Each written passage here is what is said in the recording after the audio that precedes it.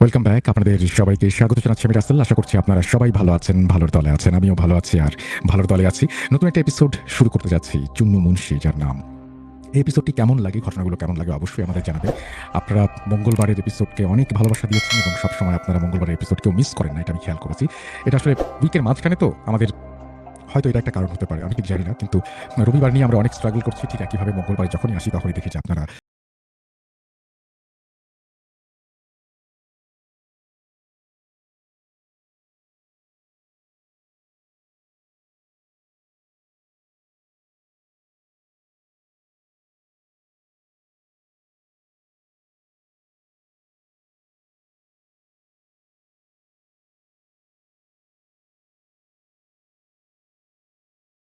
শুরু করা যাক।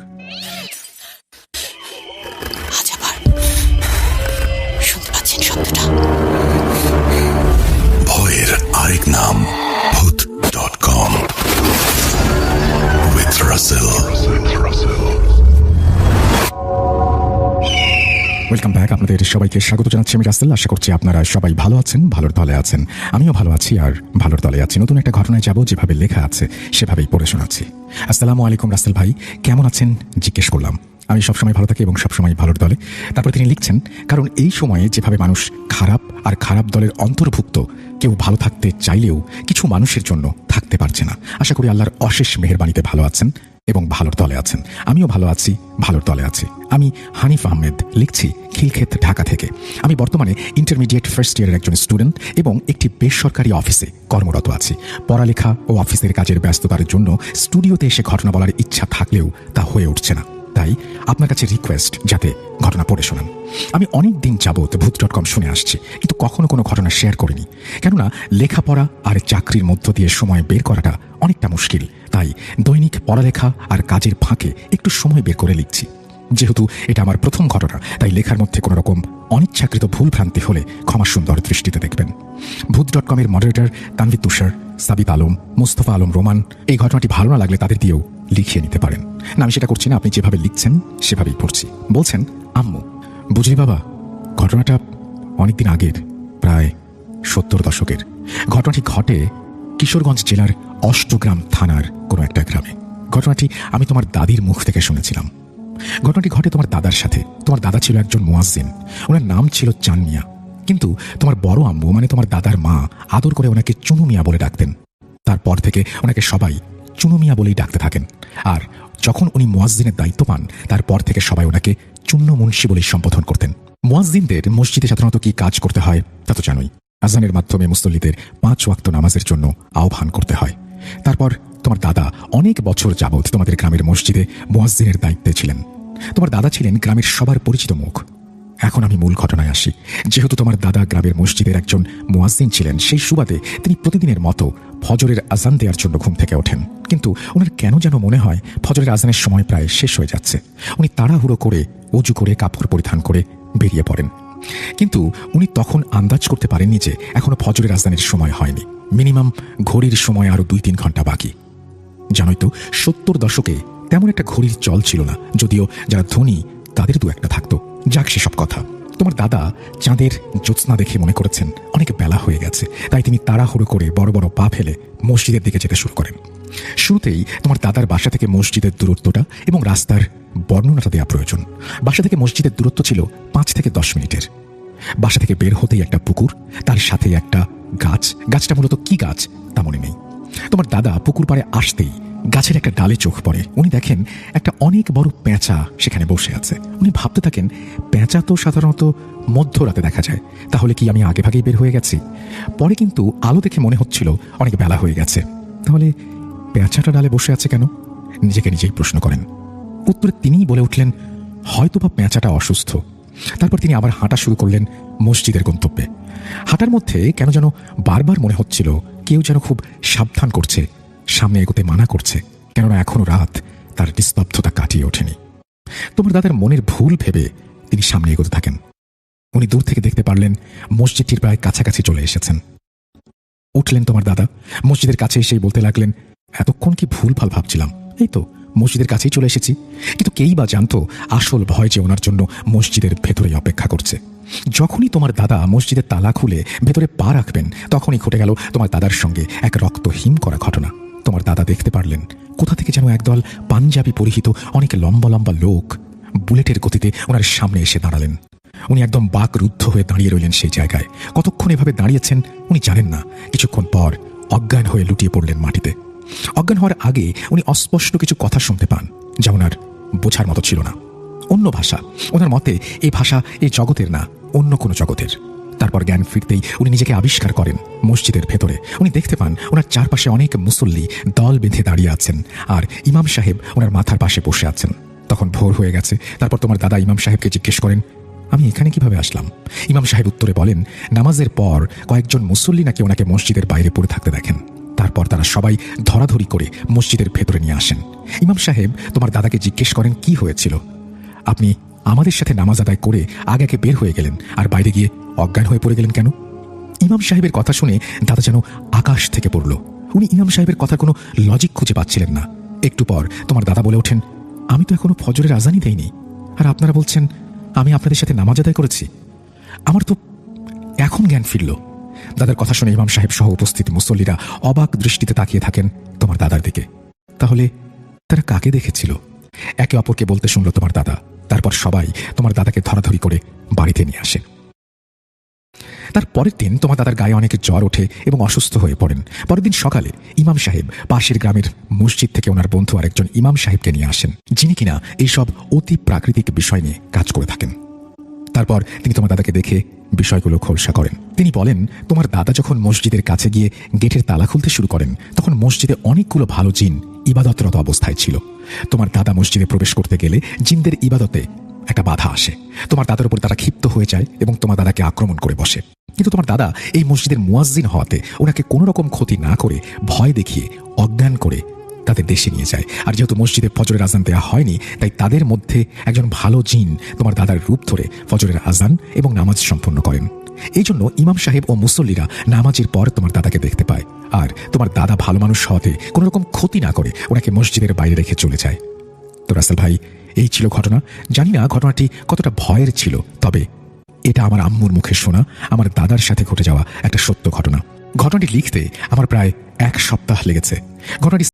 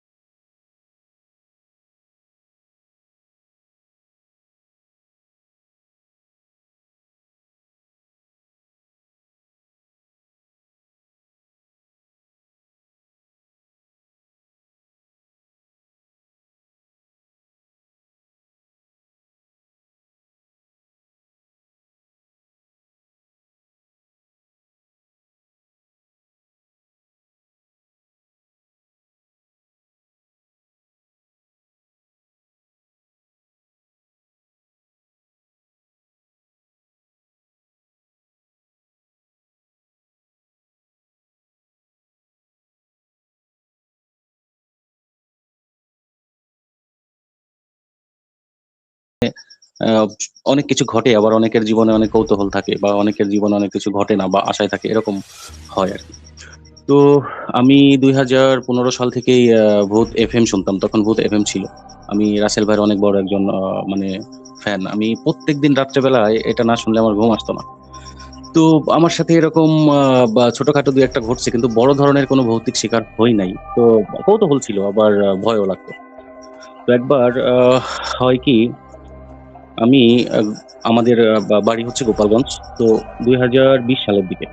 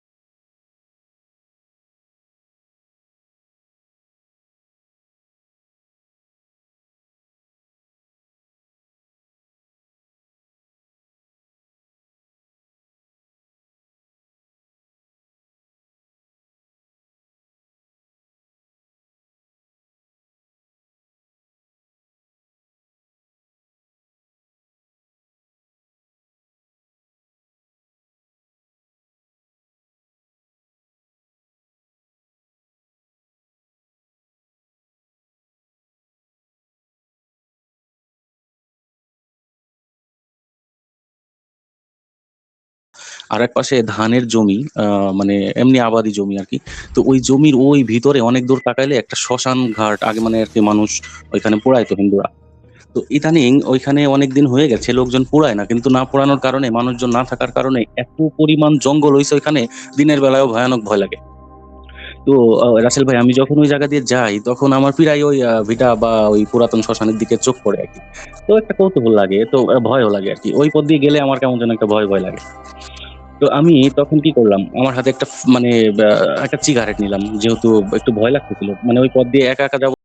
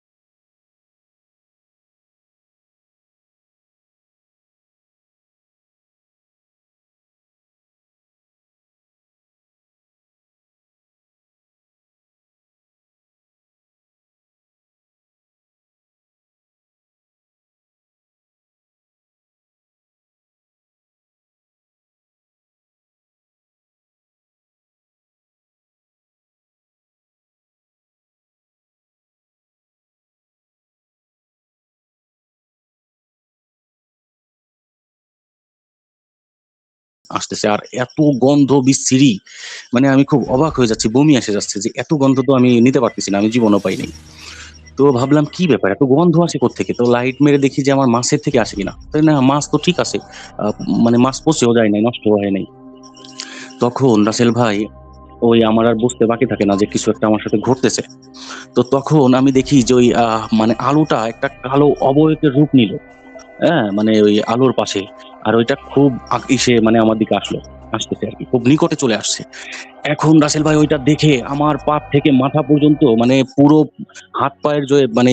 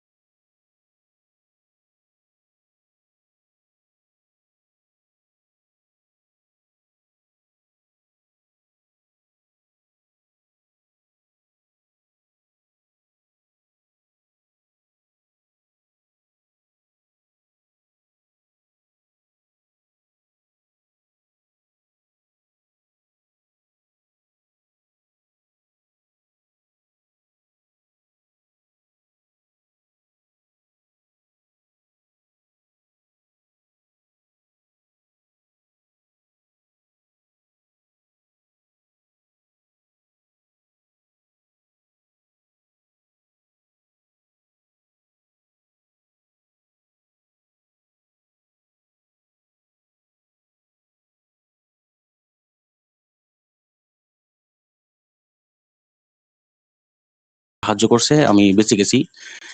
এই হলো ছিল মানে আমার সাথে ওই দিন একটা চরম একটা ইসের হাত থেকে বাঁচছি রাসেল ভাই, এই ছিল আমার ঘটনা। জানি না কিভাবে বলতে পারছি। তো আমার কাছে আরো একটা ঘটনা আছে, ওইটা আমি আজকে বলবো কিনা বুঝতে পারতেছি না, যেহেতু চার্জ কম।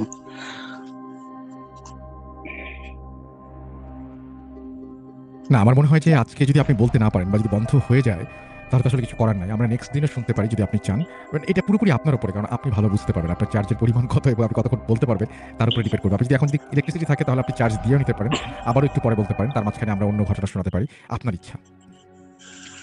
আচ্ছা, যাই হোক রাসেল ভাই, তাহলে আমার ফোনে যে আমার 10% চার্জ থেকে আমি গল্পটা মানে ঘটনাটা শুরু করেছি। তো 4%-এ বলতে পারছি। আশা করি সংক্ষেপে বলতে পারবো। বুঝছেন? আপনি যদি আমার বলেন। মনে হয় তাহলে আপনি আর খুব সংক্ষেপে বলে ফেলেন। আমার মনে হয় আপনি খুব সংক্ষেপে বলে ফেলেন, সেটাই ভালো হবে। হ্যাঁ, হ্যাঁ, হ্যাঁ। আর বাদবাকি যে লম্বা স্টোরি আছে ওইটা আমি অন্য একদিন বলবো। আমার কাছে মোট ৩ টা স্টোরি ছিল। একটা বলেছি, আরেকটা এখন বলবো, আরেকটা আরেকদিন বলবো আরকি। হ্যাঁ? তো ঠিক আছে। ঘটনাটা শুরু হয় গোপালগঞ্জ জেলায় আরকি। গোপালগঞ্জ জেলায় হচ্ছে একটা অজুপাড়া আছে। ওইটা আমরা আমরা ছোটবেলায় ওইখানেই বড় হইছি আরকি। তো আমি প্রাইমারিতে পড়ছি ওইখানে, হাই স্কুলে ওইখানে পড়ছি। এরপরে না আমরা শহরে চলে আসি আরকি। তো ওইখানে আ আমি ইউনিয়নের নামও বলতেছি, করপাড়া ইউনিয়ন আরকি। তো ওইখানে রাসেল ভাই এত অজপাড়া ছিল, এখনো অজপাড়া একটু পরিবর্তন হয়েছে আরকি। তো তখন ওই আপনার কাঁচা মাটির রাস্তা ছিল, ইটের রাস্তাও ছিল না। তো ওইখান থেকে মেইন রোডে আসতে আপনার ০.৫ ঘন্টা সময় ধরে হাঁটতে হইতো। এরকম একটা পরিবেশের জায়গায়। তো ঘটনাটা ঘটে হচ্ছে ২০০৫ সালের দিকে, বুঝছেন? তো ৫ সালের দিকে ওই আমাদের ওই গ্রামটা ছিল আ বিল অঞ্চল। মানে একটা বাড়িতে প্রায় ৮ টা ১০ টা ঘর ঘর থাকে এরকম। আর এক বাড়ি থেকে আরেক বাড়ির দূরত্ব মনে করেন যে আ ১০ মিনিট, ১৫ মিনিট এরকম অনেক দূরে, দূরে ফাঁকা, ফাঁকা বাড়ি। আর বর্ষাকালে পুরো ভরে যায় এলাকা পানিতে। নৌকা ছাড়া উপায় থাকে না। আর ইলেকট্রিসিটিও সব জায়গায় পৌঁছায় নাই সেই সময়ে। তো আমাদের ঘরের সাথে আ বা আমার চাচারা, বিভিন্ন চাচারা আরকি থাকে। মানে আব্বার মামাতো ভাই-টাই, তারপরে আমার অন্য চাচারা এরকম। এক বাড়ির উপর অনেকগুলা ঘর। তো আমাদের ঘরের পাশে যে একটা মানে আমার আব্বার মামাতো ভাই হয় আরকি। তো ওই চাচার ঘর ছিল। তো ওই আমার এক ফুফু ছিল আরকি, মানে সেই ফুফুটা হলো তখন নতুন বিয়ে হয় আরকি। তো বিয়ে হওয়ার পরে ওই যে হাসব্যান্ডটা ছিল, মানে ওই হাসব্যান্ডটা আবার একটু গরিব ছিল। তো ওইখানেই থাকতো। তো এখানে কাজকর্ম করতো আরকি, বিভিন্ন কাজ। তো একদিন ওই ফুফুর সাথে ওই নতুন বিয়ে হওয়ার পরে টুকিটাকি একটা নিয়ে যেন একটা গ্যাঞ্জাম হয়, বুঝছেন? তো গ্যাঞ্জাম হইলে আরকি আমরা তখন কি করতেছি ওই মানে আমার আরেকটা আত্মীয় আছে মুসানাম। তো উনার উঠানের ওইখানে কিছু আ আম আম গাছ এবং জাম গাছ। তখন ওই জাম গাছে জাম পাড়তেছিল। তো হঠাৎ করে চিৎকার চেঁচামেচির আওয়াজ পাইলাম। তো আওয়াজ পাওয়ার পরে ওদিকে এগোয়ে দেখি, শুনি যে ওই আমার সেই ফুফুটা গলায় ফাঁসি দিছে আরকি। রশি দিয়ে মানে ফাঁসি নিছে। তখন আরকি দেখি আ হয় যে উনি আর বেঁচে নেই। এরকম একটা পরিস্থিতি তৈরি হয়। তো উনি মারা যায় আরকি। তো আমাদের ঘরের পাশেই। তো মারা গেলে ওই বাড়ি, আমাদের ওই বাড়ির প্রত্যেকটা মানুষের মনে একটা আতঙ্ক। আতঙ্কটা হওয়া স্বাভাবিক। গ্রামগঞ্জের বিষয়টা কিন্তু একটু বেশি সেনসিটিভ হিসেবে দেখে। শহরের মানুষ অতটা পাত্তা না দিলেও। আর তাছাড়া এর কিছুদিন আগে একটা বৃদ্ধা মারা যায়। উনি মারা যাওয়ার পরে নানান কাহিনী ঘটছে এই গ্রামে। অনেকে ভয় পাইছে। তো এইটা দেখে হলো সবার মধ্যে, মানে যারা একদম ম্যাচুরিটি তাদের বাদ দিয়ে মোটামুটি ইয়াং জেনারেশন থেকে শুরু করে সবার মধ্যে একটা আতঙ্ক তৈরি হয়েছে। তো ইয়া তখন রাসেল ভাই আমি এত বেশি আতঙ্কিত থাকতাম। ওই সময় তো আমি আরো ছোট ছিলাম। ১৪ বছর বয়স হবে ওই সময়। তো যখন ওই পোস্টমর্টম করতে লাশটা নিয়ে আসে ভ্যানে, তখন ওই হোগলা ছিল আরকি, ওইটা দিয়ে পেঁচানো ছিল। আমার মনে আছে। ওইটা দেখে আমার দিনের বেলায় আমি মানে অবস্থা খারাপ হয়ে গেছে। তো ওইদিন কি হয়, ওই লাশটা দাফন করার জন্য ওই ২ টা কবরস্থান আছে আমাদের এলাকায়। মানে স্বাভাবিক নিয়মে যেখানে দাফন হয়। তো ওই জায়গার একটা কবরস্থানে ওই লাশটা দাফন করতে, মানে কবরস্থ করতে দিবে না। মানে এলাকার লোকজন যে না, এই ধরনের অপমৃত্যুর লাশ এলাকায় দাফন করা যাবে না। তো কি হবে, লাশ তো কবর মানে দিতেই হবে যেহেতু মুসলিম। এখন কোথাও জায়গা না পেয়ে কি করা হয়, বাড়ির মানে আমার আরেক চাচা আছে, উনার নাম হচ্ছে জাহাঙ্গীর। তো উনি যেখানে থাকে উনার ঘরের উঠানের সামনে একটা পতিত জমি আছে। ওই পতিত জমির ওই এক কোণে ওইখানে বর্ষাকালে পানিতে পুরো ভরে যায়। তো ওই জায়গায় আরকি কোন রকম কবরস্থ করতে চাচ্ছি। কিন্তু আমার ওই চাচা তো খুন শিকার যে না, উনার একদম ঘরের সামনে উনি রাত্রে বেলায় বের হইলে উনি ওনার এগুলো দেখবে। আর তাছাড়া উনি প্রচন্ড ভীতু। উনি তো এটা দেবে না করতে। কিন্তু কোনো উপায় নাই। কোনো মনে করেন উপায় না পেয়ে বাধ্যতামূলক ওই জায়গায় তাকে মানে কবরস্থ করা হয়। তো কবরস্থ করা হইলে সবার মধ্যে একটা আতঙ্ক। আর আমার ওই ভীতু চাচা হলো প্রচন্ড ভীতু। উনি ওই পর থেকে আর উনি বাড়ি নাই, নিরুদ্দেশ। মানে ঐদিন রাত্রেই উনি চলে গেছে। কোথায় গেছে তার কোনো খোঁজ নেই। আর সে আমলে অতটা ফোনেরই ছিল না, প্রচলন কম ছিল আরকি। তো আরকি যাই হোক, উনি ঐদিন আমার ওই চাচি মানে জাহাঙ্গীর চাচার বউ আরকি, উনি তো আর ঘুমায় নাই। উনার ছেলে-মেয়ে সবাই ঘুমায় গেছে। আর ওই বাড়ি ভরাই একটা আতঙ্ক। তো হঠাৎ আমার ওই চাচি রাত তখন 1:30-2টা বাজে, ওইরকম একটা সময় উনি দরজায় টোকা পায় আর ডাকতে ডাকতে থাকে যে এই ঝুমার মা, মানে 2টা ডাক দেয়, মানে ওই আমার চাচার কণ্ঠ নিয়ে আসে। এখন উনি প্রথমে খুশি হয়ে বেরোতে যাবে, তখন মনে পড়ে যে আজকে তো নীলু মারা গেছে এবং উনি তো খুব ভীতু মানুষ, যে সন্ধ্যার আগেই বাড়ি ত্যাগ করেছে, এত রাত্রে আসবে, ওনার মনে একটা টেনশন কাজ করে। তখন কি করে, উনি আর দরজা খোলে না। পরের দিন উনি বুঝতে পারে যে আসলে উনি আসে নাই, তাহলে ওনারে কে ডাকলো ওনার কণ্ঠ নিয়ে। এ হচ্ছে ওই দিনের কাহিনী। তারপরে কি হয়, ওই আমার ওই নীলুর আন্টির আম্মা আর আমার ওই চাচা, ওনাদের ওনাদের কাছে যেটা শুনতে পাই, ওনরা যেটা বলছে আর কি, ওনরা রাত্রে বা কি মনে করে যেন বের হয়েছে বাইরে। তো বের হওয়ার পরে ওই ঘরে, যে ঘরে উনি ফাঁসি নিছে, ওই ঘরে উনি কান্নার আওয়াজ শুনতে পাইছে, মানে মেয়ে মানুষের কান্নার আওয়াজ। তো ওনার তো নিজের মেয়ে, অতটা ভয় না লাগলেও বুঝতে পারছে যে খারাপ কিছু ঘটতেছে। তো ওই দিন রাত যাওয়ার পরে সকালবেলা যখন ওই দরজা খুলবে, তখন দেখে যে ওই মানে যে রশি দিয়ে ফাঁসি নিছিল সেই রশিটা জ্বলতেছে। অবাক করা কাণ্ড হইলো, সেই রশিটা কিন্তু পুরানো হয়েছিল, তারপরেও সেই রশিটা আবারও পাইছে অক্ষত। এবং যখন ওই লাশটার বা রশিটা কাটা হয় গলা থেকে, তখন যে জিনিসটা হয়েছিল, ওই মানে প্রচন্ড আজাব এবং কষ্টে প্রসাব হয়ে গেছিল। এবং দরজা দিয়ে গড়িয়ে যেরকম পড়ে না, ওই রকমটা পরের দিন সকালে সেম মনে হয়েছে যে একদম তাজা, কিছুক্ষণ আগে ঘটনাটা ঘটছে, এরকম ভাবে সেই সেম প্রসাব আবারও পাইছে। তো জিনিসটা খুব অদ্ভুত। তো ওই পরের দিন রাত্রেবেলা আমার দাদা আর কি, তিনি এখন মারা গেছে, তো অন্য সময় নামাজ পড়তো 5 ওয়াক্ত। তো ফজরের নামাজে ইসে যাইতো আর কি, মসজিদে গিয়ে জামাতের সাথে পড়তো। তো রাত্রেবেলায় 1টা-2টার সময়, মানে ওই সময় তো আর ফজরের টাইম হয় না, তো মানে গ্রামগঞ্জে ওই সময় তো অনেক রাত। তো ওই রাতে আমার দাদা, আমার ওই আরেক বড় দাদা আছে, মানে আমার দাদার শ্যালক, ওনার সোল, ওনার কণ্ঠ ধরে ডাকতেছে, আশরাফ আলী। 2টা ডাক দিয়ে বলতেছে চলো ফজরের টাইম হয়ে গেছে, নামাজ পড়তে যাবা না? এখন উনি উঠে ঘড়ি দেখে তো অবাক, যে কি ব্যাপার, মানে তো এই হলো বিষয়।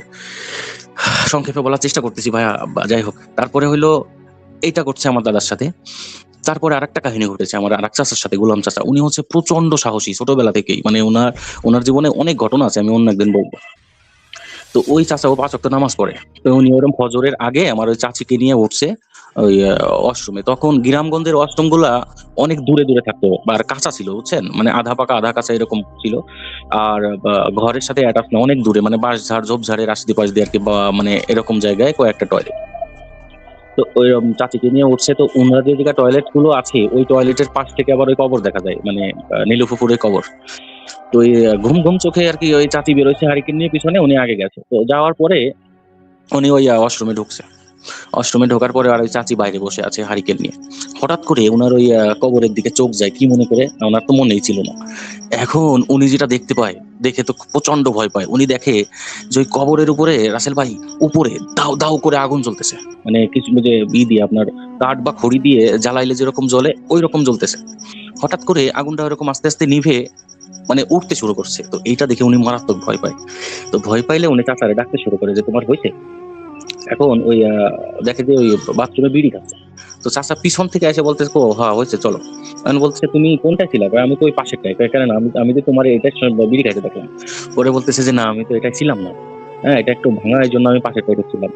তো এই জায়গায় একটা অবাক করার বিষয়, উনি তাহলে কে ছিল? হ্যাঁ, আবার যেই বলছে তোমার হয়েছে, তখন ওই বাথরুম থেকে বলছে হুম হুম আওয়াজ আসছে, আর বিড়ি খাওয়ার মতো মনে হয়েছে যে ভিতরে কোনো লোক আছে। তাহলে সে কে ছিল? এই হচ্ছে বিষয়। তারপরে যাই হোক, এরকম ঘটনা প্রতিনিয়ত একটার পর একটা ঘটতেছিল। রাসেল ভাই, এত ঘটনা আমি মনে হয় আজকে সবকিছু বলতে পারতেছি না, আমি খুব না দুঃখিত। না, আপনি চমৎকার বলছেন। আপনার আসলে অনেক প্রেশারও তো আছে আসলে আজকে সবকিছু মিলিয়ে। আপনি বলেন আসলে। হ্যাঁ, আমার ফোনে চার্জ কম, তো ঘটনাটা আরো হ্যাঁ। কিছুটা আছে, আমি আজকে আর বলতে পারতেছি না, 2% আছে, বন্ধ হয়ে যেতে পারে। না, তো কোনো আমি সমস্যা নেই। প্রথমবার ঘটনা শেয়ার করলাম, জানি না কেমন বলতে পারছি। আর এই ঘটনা একদম না, না, বাস্তব, আমি মানে বলব যারা শুনছেন তাদেরকেও একটু কমেন্ট করে আপনাকে জানিয়ে দিতে। আপনাকে খুব দ্রুত আমি ছেড়ে দিচ্ছি। 2% চার্জ, আপনার কোনো ইমার্জেন্সি হলে আপনার ফোনের চার্জ হ্যাঁ হ্যাঁ দরকার হ্যাঁ আসলে। রাসেল ভাই, আমি আজকে আর বলতে পারছি না। তো যদি বলার মাঝে যদি কোনো ভুল ত্রুটি হয়, আসলে একটু ক্ষমার দৃষ্টিতে দেখবেন। আসলে তাড়াহুড়া মন নিয়ে বলছি তো, যার কারণে আসলে কতটা ভালো না, না, বলতে কোনো পারছি না। সমস্যা নাই। কোনো সমস্যা নাই। আপনি এনজয় ইউর ট্রিপ এবং আপনি হচ্ছে ভালো থাকেন। আর আপনি নিরাপদে থাকেন এবং চেষ্টা করেন ফোনটাকে ফুললি চার্জ দিতে। আপনাকে অসংখ্য জি ধন্যবাদ আমাদের সাথে জয়েন করার জন্য। থ্যাংক ইউ, থ্যাংক জি ইউ, জি থ্যাংক ইউ। জি রাসেল, আমরা সালাম। কথা বলছিলাম আমাদের অনিক মেহেদীর সাথে, এবং অনিক মেহেদী আমাদের সঙ্গে ছিলেন খুব কষ্ট করে। আসলে কোথাও ঘুরতে গিয়ে একটা তো মানে কি বলবো যে একটা মানে প্ল্যান থাকে, সেই প্ল্যান থেকে বেরিয়ে এসে মোবাইলের খুব অল্প পরিমাণ চার্জ ছিল, তারপরে আমাদের সাথে জয়েন করে উনি যে কথা বললেন সেজন্য প্রথমে আমি ওনাকে ধন্যবাদ জানাই এবং আশা করছি যে আপনাদের পক্ষ থেকে উনি ধন্যবাদ পাবেন এবং আপনারা যারা শুনছেন অবশ্যই ধন্যবাদ জানিয়ে দেবেন। আমার ঘড়িতে সময় এখন 12টা বেজে 6 মিনিট। অলরেডি। আমি বেশিক্ষণ আপনাদেরও আটকাবো না। আমার কাছে কিছু ইমেইল আছে, আমি দুটো ইমেল আপনাদেরকে পড়ে শোনাতে চাই।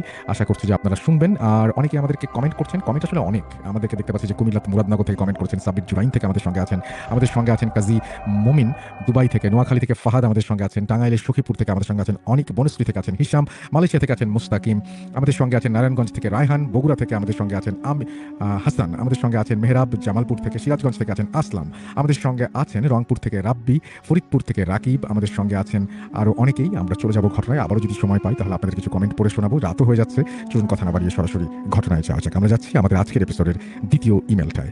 শুরু করি।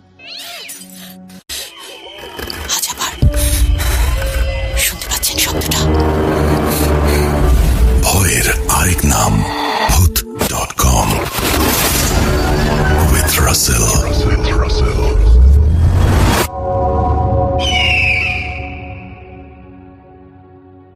Welcome back. আপনাদের সবাইকে স্বাগত জানাচ্ছি আমি রাসেল। আশা করছি আপনারা সবাই ভালো আছেন, ভালোর দলে আছেন।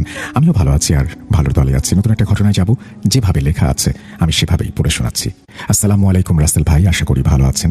আমার নাম তানভীর, বাসা ময়মনসিংহ জেলায়। তারপর তিনি যোগাযোগের জন্য তার ফোন নাম্বার দিয়েছেন, সেটি আমি পড়ছি না। তারপর তিনি লিখছেন, আপনারা যারা ভূতের গল্প শুনতে ভালোবাসেন তাদের জন্য এই ঘটনাটি। প্রথমবারের মতো আজ একটি সত্য ঘটনা নিয়ে আপনাদের মাঝে হাজির হলাম। আশা করি ঘটনাটি ভালো লাগবে। আর হ্যাঁ, ঘটনাটি কতটা ভয়ঙ্কর হবে জানি না, তবে যার সাথে ঘটে শুধু সেই জানে কতটা ভয়ঙ্কর। যাই হোক, ঘটনায় ফেরা যাক। ঘটনাটি ঘটেছে আমার এক বন্ধুর বড় ভাইয়ের সাথে। যেভাবে শুনেছি সেভাবেই লেখার চেষ্টা করছি। জীবনে এমন কিছু ঘটনা ঘটে যার ফলে মানুষের পক্ষে ভালো থাকা আর সম্ভব হয় না। কিছু কিছু ঘটনা যা মানুষকে অনেক কিছু বিশ্বাস করতে বাধ্য করে। আমি রায়হান, আমার জীবনের সাথে ঘটে যাওয়া একটি ঘটনা যেটা কিনা আমার জীবনকে বদলে দিয়েছে। আমার বাসা ভোলা, কিন্তু আমি লেখাপড়ার কারণে বরিশালে থাকি। আমি সবেমাত্র এইচএসসি প্রথম বর্ষের ছাত্র। ঘটনাটি ঘটে 2002 সালের ফেব্রুয়ারি মাসের 25 তারিখে। হঠাৎ জরুরি একটা কাজে বাসায় যাওয়ার প্রয়োজন হয়। আমার বাসা ভোলার কোনো একটি গ্রামে, জায়গাটির নাম সঙ্গত কারণে বলা যাবে না। বরিশাল থেকে আমার বাসা ভোলা যেতে প্রায় 5 ঘন্টা লাগে। বরিশাল থেকে আমার বাসার উদ্দেশ্যে রওনা দেই 7:30টায়। বরিশাল থেকে ভোলার শেষ লঞ্চ 5:30টায়। তাই যথারীতি গাড়িতে যাব বলে ভাবলাম। বরিশাল থেকে ভোলা যেতে ভেঙে যেতে হয়, যারা গেছেন তারা অবশ্যই জানবেন। যাই হোক, শেষ গাড়ি ছিল 7:20, কিন্তু আমি বাসা থেকে বের হয়েছি 7:30টায়। আমি ভাবলাম অটোরিকশা বা মোটরসাইকেলে যাব। বাসে যেতে গেলে লাহারহাট যেতে হয় এবং লাহারহাট থেকে ফেরিতে প্রায় 2.5 ঘন্টা সময় লেগে যায় এবং লাহারহাটের বাস বরিশালের নদীর ওপার থেকে ছাড়ে। ঘটনা এখান থেকেই শুরু। নদী পার হতে আমি নৌকায় উঠলাম। বলে রাখা ভালো, নদী পার হতে 3 টাকা ভাড়া লাগে। যথারীতি পকেট থেকে 5 টাকা ভাড়া বের করে দিলাম, কিন্তু নৌকার মাঝি বলল, বাবা তোমার নৌকার ভাড়া লাগবে না। আমি অবাক হয়ে বললাম, কেন চাচা, সবার কাছ থেকে ভাড়া রাখছেন, আমার কাছ থেকে রাখবেন না কেন? উনি উত্তরে বললেন, বাবা আগের দিন তুমি আমাকে টাকা দিয়ে সাহায্য করেছিলা, আজ তার প্রতিদান দিচ্ছি। আমি অনেক জোরাজুরি করেও কোনো লাভ হলো না। আমি ব্যাপারটাকে স্বাভাবিকভাবে নিলাম। যাই হোক, নৌকা নদীর ওপারে চলে আসলো। আমি নৌকার পেছনে ছিলাম, তাই সবার শেষে নৌকা থেকে নেমেছিলাম। যেই নামতে যাব তখনই মাঝি ডাক দিল, রায়হান বাবা সাবধানে যেও, সবসময় আল্লাহকে স্মরণ করো, সাবধানে যেও বাবা, সাবধান। এমনভাবে বলতে থাকলো যেন সামনে আমার জন্য ভয়ঙ্কর কিছু অপেক্ষা করছে। এর মধ্যে সবচেয়ে অবাক করা বিষয় হলো, মাঝি আমার নামটা জানলো কিভাবে। যাই হোক, আমি ভাবতে ভাবতে নৌকা থেকে নামলাম। ঘাট থেকে বাস স্ট্যান্ড মাত্র 0.5 মিনিট। আমি যখন বাস স্ট্যান্ডে গেলাম তখন ঘড়িতে তাকিয়ে দেখলাম রাত 8টা। বাস স্ট্যান্ডে বাস ছাড়বে 8:30। যথারীতি গাড়িতে উঠলাম। গাড়িতে যাত্রী ছিল 15 জন। রাতের গাড়ি, এই জন্য হয়তো যাত্রী কম। সামনের দিকে ড্রাইভার, পেছনে বসার পর মনে হলো আমি নৌকায় ছোট একটা ব্যাগ ফেলে এসেছি। তাতে আম্মুর অনেক মূল্যবান ঔষধ আছে। আমি ঘুরতে দেখলাম 8:15 বাজে। গাড়ি ছাড়তে আরো 15 মিনিট। আমি আর দেরি না করে সোজা নৌকার উদ্দেশ্যে ঘাটে চলে গেলাম ব্যাগের সন্ধানে। অনেক খোঁজাখুঁজির পরও মাঝিকে পেলাম না। ঘড়ির দিকে তাকালাম, 8:28 বেজে গেছে। আর 2 মিনিটের মধ্যেই গাড়ি ছেড়ে দেবে, যার কারণে ব্যাগের আশা ছেড়ে দিয়ে গাড়ির উদ্দেশ্যে চলে আসলাম। আমি আগেই গাড়ির সিটে গিয়ে তাকাতেই দেখতে পেলাম সেই ব্যাগটা আমার সিটের ওপর রাখা। আমি একটু অবাক হলাম, এটা কিভাবে সম্ভব? যে ব্যাগ আমি 30 মিনিট আগে নৌকায় ফেলে এসেছি সেটা এখানে কিভাবে আসলো? এর উত্তর আমার এখনো অজানা। যাই হোক, গাড়িতে বসে এটা ওটা ভাবতে থাকলাম। গাড়িটা ছাড়লো 8:40। সবকিছু ঠিকঠাক। বরিশাল থেকে লাহারহাট যেতে 50 মিনিট লাগে। 10 মিনিট পর কন্ডাক্টর ভাড়া কালেক্ট করা শুরু করলো। ওই দিন সবার সামনের সিটে বসার পরও আমার ঠিক পেছনের সিট থেকে ভাড়া কালেক্ট করতে শুরু করলো। ভাবলাম হয়তো কন্ডাক্টরের ভুল। সব ভাড়া ওঠানোর পর কন্ডাক্টর ড্রাইভারের পাশে এসে তার সাথে কথা বলতে থাকলো। আমি ডাকলাম, মামা ভাড়া নেন। কন্ডাক্টর বলল, আপনার ভাড়া লাগবে না মামা, আমি জানতে চাইলাম, কেন সবার কাছ থেকে ভাড়া নিচ্ছেন, আমারটা নেবেন না কেন? উত্তরে কন্ডাক্টর বলল, সেই মাঝির মতো একই কথা। তুমি একদিন আমাকে টাকা দিয়ে সাহায্য করেছিলে, আজ শোধ দিলাম। আমি এবার একটু ভয় পেলাম। আর কথা না বাড়িয়ে চুপচাপ ভাবতে থাকলাম কি হচ্ছে আমার সাথে। লাহারহাটে পৌঁছাতে 9:30 বাজলো। ফেরি ছাড়বে 10টায়। তাকিয়ে দেখলাম ফেরি এখনো ঘাটে আসেনি। ঘাটে আসা মাত্র আমি দেখতে পেলাম একটা চায়ের দোকান খোলা এবং আশেপাশে একটা মাত্র চায়ের দোকান। আমি ভাবলাম হাতে এখনো সময় আছে, চা খেয়ে নেই। যথারীতি চায়ের দোকানে গেলাম। দোকানদার অনেক বয়স্ক মানুষ, পাঞ্জাবি পরা, মুখে সাদা লম্বা দাড়ি। আমি কাছে যেতেই বলল, বাবা চা খাইবা? পথে কোনো সমস্যা হয় নাই তো? আমি বিস্মিত হয়ে বললাম, কোনো সমস্যা হয়নি, চা দেন। তিনি আমাকে নর্মাল কাচের গ্লাসে চা দিলেন। আমরা জানি দোকানে সাধারণত চা কাপে দেয়া হয়, আর চায়ের কালারটা অস্বাভাবিক। যাই হোক, আমি চায়ের গ্লাসটা হাতে নিয়ে দোকান থেকে কিছুটা দূরে বসে বাসায় কল করে জানিয়ে দিলাম সব। বাসা থেকে দোয়া দরুদ পড়তে বলল। দোকানদারের চায়ের গ্লাসের কথা বলতে চাটা খেতে বারণ করলো, ফেলে দিতে বলল। কলটা কেটে আম্মুর কথা মতো চাটা ফেলে দিয়ে দোকানদারের কাছে গেলাম। দোকানের কাছে গিয়ে যা দেখলাম সেটাতে আমার সেন্সলেস হবার মতো অবস্থা। গিয়ে দেখি ওখানে কোনো চায়ের দোকানই নেই, সবকিছু উধাও। চায়ের দোকান বলতে কিছুই নেই, শুধু ফাঁকা জায়গা। দোকানের পাশে একটা গাছ ছিল, ওইটা ঠিকই আছে। আমি হাতের দিকে তাকাতেই দেখতে পেলাম গ্লাসটি তখন আমার হাতে ধরা। অনেক ভয় নিয়ে দাঁড়িয়ে আছি, কি করব বুঝতে পারছি না। এমন সময় একটা অ্যাম্বুলেন্সের শব্দের আওয়াজ আমার কানে ভেসে আসলো। যাই হোক, ঘাটে এসে দেখলাম একটা অ্যাম্বুলেন্স আসছে। আমি অ্যাম্বুলেন্সের দিকে এগিয়ে গেলাম। অ্যাম্বুলেন্সের ড্রাইভার ও তার সহকারী রয়েছে। তাদের সাথে কথা বলে জানলাম তারা ঢাকা থেকে রোগী নিয়ে এসেছে, এখন তারা ফিরছেন এবং পাশের গ্রামেই তারা যাবেন। আমি কিছুটা আশ্বস্ত হলাম এবং তাদের সাথে যাব ভাবলাম, কারণ রাতে গাড়ি পেতে ঝামেলা। যাই হোক, ঘাটে ফেরি চলে আসলো। অ্যাম্বুলেন্স যথারীতি ফেরিতে উঠল। ফেরিতে যানবাহন বলতে শুধু অ্যাম্বুলেন্স আর আমার সাথে আমি বাদে 3 জন যাত্রী। ফেরি ছাড়লো রাত 10:40। আমি অ্যাম্বুলেন্সে ব্যাগ রেখে বসলাম এবং ড্রাইভারের সাথে কথা বললাম। হঠাৎ ফেরি বন্ধ হয়ে গেল। আমরা ভাবলাম হয়তো যান্ত্রিক কোনো সমস্যা। ফেরির কি হয়েছে জানতে অ্যাম্বুলেন্স থেকে নামলাম। ফেরির ইঞ্জিনের কাছে গেলাম। আসলে ইঞ্জিন মাস্টারের কাছে যাওয়ার সিদ্ধান্ত নিয়েছিলাম আমরা। সবাই জানি ফেরির ড্রাইভারের সিটটা একটু ওপরে হয়। আমি সিঁড়ির কাছে যেতেই ফেরি চলতে শুরু করলো, একদম মাঝ নদীতে। তারপরও আমি সিঁড়ি বেয়ে ওপরে উঠতে থাকলাম, ড্রাইভারের সাথে কথা বলবো। আমি সিঁড়ি বেয়ে ওপরে উঠে কি মনে করে নিচে তাকাতেই দেখলাম, মানে যা দেখলাম তা ভাবতে এখনো আমার গা শিউরে ওঠে। নিচে তাকিয়ে দেখি অ্যাম্বুলেন্স নেই এবং কোনো লোকও নেই, পুরো ফেরি ফাঁকা। এটা দেখা মাত্র আমি প্রচন্ড শকড হয়ে যাই। কিছু না ভেবে আমি ড্রাইভারের দরজায় নক করি ড্রাইভারের সাথে ব্যাপারটা শেয়ার করার জন্য। দরজা ভেতর থেকে আটকানো ছিল। 2-3 বার নক করার পরও দরজা খুলল না। সবচেয়ে অবাক করা বিষয় হলো ড্রাইভারের কেবিনে কোনো মানুষ নেই। ফেরির স্টিয়ারিং একা একাই ঘুরছে। এটা দেখে আমি আর নিজেকে ধরে রাখতে পারলাম না, সেন্সলেস হয়ে ওখানেই পড়ে যাই। যখন সেন্স ফেরে তখন দেখি আমি আমার নিজের বাসায় বিছানায় শুয়ে আছি। তখন বিকেল 4টা। আমি কিভাবে এখানে আসলাম জিজ্ঞেস করতে আব্বু বলল আমি আসতে দেরি করায় আব্বু রাত 1টার দিকে বাসা থেকে বের হয়ে যায় এবং বাড়ি থেকে 5 কিলোমিটার দূরে বাস স্ট্যান্ডে রওনা হয়। 2 কিলোমিটার পর আব্বুর মোবাইলে একটা কল আসে।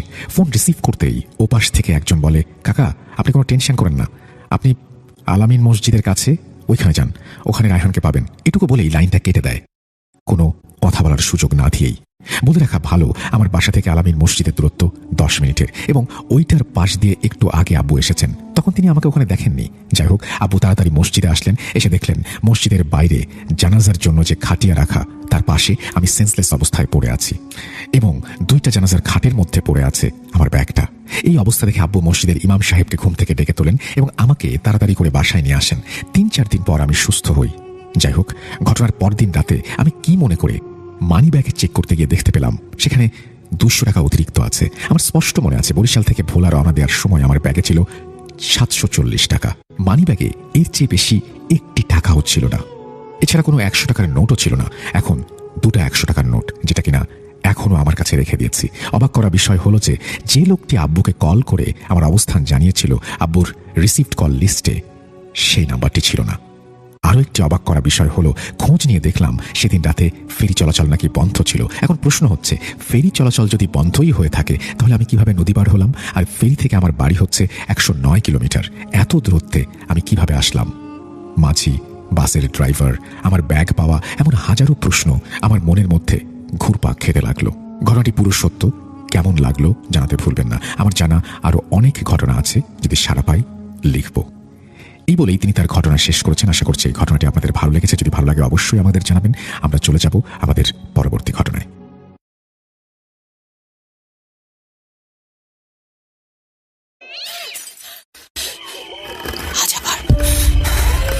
শুনতে পাচ্ছেন শব্দটা? ভয়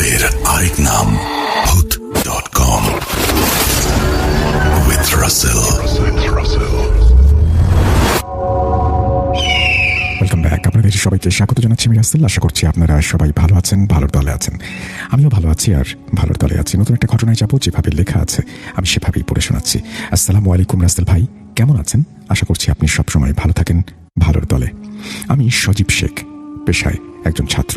আমার বাসা চাঁদপুর জেলার ফরিদগঞ্জ উপজেলার কোনো একটি গ্রামে। আমি এর আগেও একটি ঘটনা পাঠিয়েছিলাম, কিন্তু ঘটনাটি সিলেক্টেড হয়নি। মন খারাপ করে ঘটনা পাঠাবো না, এইটা হয় না। সেই 2015 সাল থেকে ভূত এফএম শুনে আসছি, এখন আবার ভূত.com-এর সাথে আছি, ভবিষ্যতেও থাকবো ইনশাল্লাহ।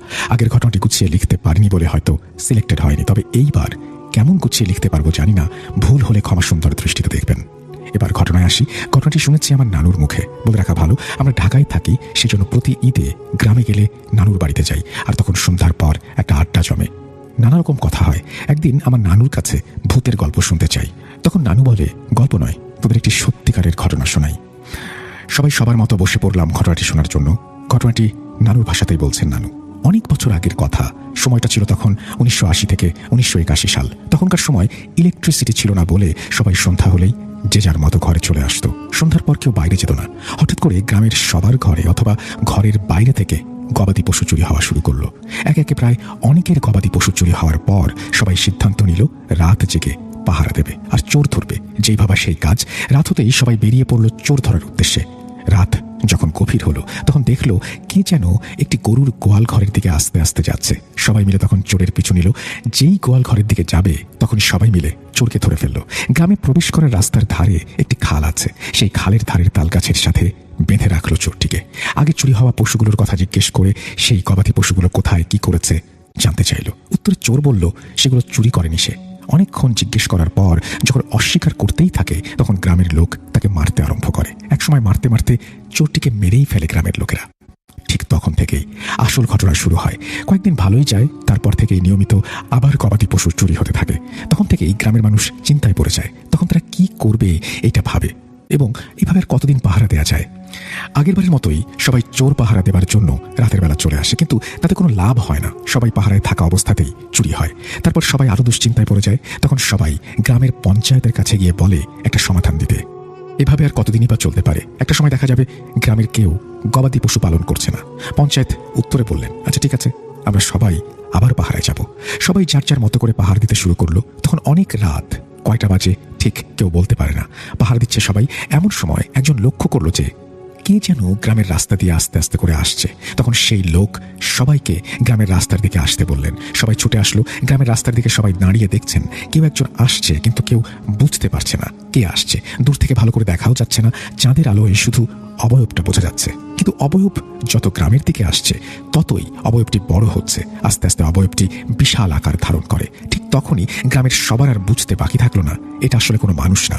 সবাই যে যার মতো করে দৌড়ে বাড়িতে চলে আসলো। পরের দিন গ্রামের সবাই মসজিদের ইমাম সাহেবের সাথে দেখা করে এবং আগের সব ঘটনা ইমাম সাহেবকে খুলে বলে। ইমাম সাহেব তখন বলে, একটা বন্ধু আছে পাশের গ্রামের মসজিদে নামাজ পড়ায়, তার সাথে এই বিষয় নিয়ে আলোচনা করে দেখা যায়। বলে রাখা ভালো যে হুজুরের বন্ধু আবার অনেক বড় কবিরাজ, তাই তার সাথে বিষয়টি শেয়ার করলে ভালো হয়। এইদিকে গ্রামের অবস্থা আরো করুণ। কেউ বাড়ির বাইরে বের হচ্ছে না। গ্রামটি যেন এক অভিশপ্ত গ্রামে পরিণত হয়েছে। পরের দিন হুজুর বেরিয়ে পড়ল পাশের গ্রামের মসজিদে তার বন্ধুর কাছে। পাশের গ্রামের মসজিদে গিয়ে হুজুরের বন্ধুর সাথে বিষয়টি শেয়ার করে হুজুর। সব শুনে হুজুরের বন্ধু বলে, আর সময় নষ্ট করা যাবে না, এখনই ওই গ্রামে যেতে হবে। ওইখানকার মানুষ সত্যিই খুব বিপদে আছে, কারণ ওই গ্রামে একটা খারাপ জিনের নজর পড়েছে। মানুষের অনেক বড় বিপদ হতে পারে। এই বলে হুজুর এবং হুজুরের বন্ধু গ্রামের উদ্দেশ্যে রওনা হন। গ্রামে গিয়ে গ্রামের মানুষের কাছ থেকে প্রথমে সব ঘটনা শুনেন এবং তারপরে হুজুরের বন্ধু বলেন, তোমরা যে চোরটিকে মেরে ফেলেছিলে সেই চোরের কবর কোথায়? তখন সবাই বলে, গ্রামের খালের পাশে তাল গাছের পাশে চোরের কবর আছে।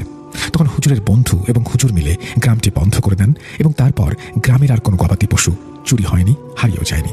কি ভাবছেন ঘটনা এখানে শেষ?